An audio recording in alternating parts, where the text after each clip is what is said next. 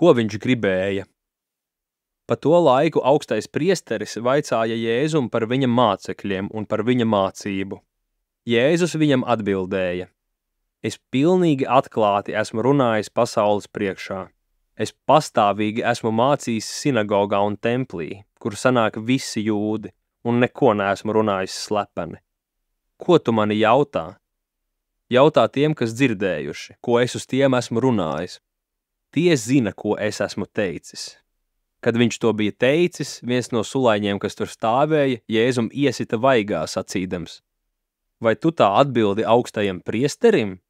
Jēzus viņam atbildēja: Ja es nepareizi esmu runājis, tad parādi, ka tas bija nepareizi. Bet ja es esmu runājis pareizi, ko tu mani sit? Jēzus norāda uz to, ko ik viens jau tāpat zināja. Jūdu likumi noteica, ka jāizjautā liecinieki, nevis apcietinātais.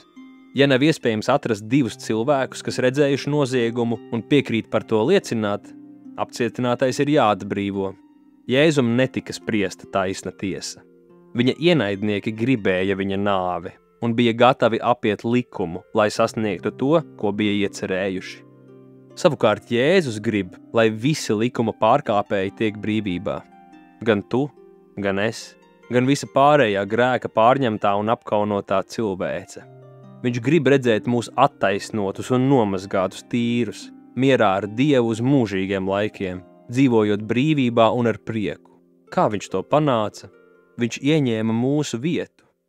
Kā nevainīgs Dieva jērs, viņš cieta nāvi mūsu vietā. Un tagad ikvienam, kas viņam tic, ir daļa pie viņa augšām celšanās. Tā ir prieka un miera pilna dzīve kopā ar Dievu.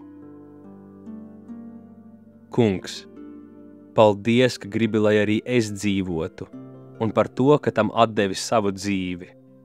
Āmen.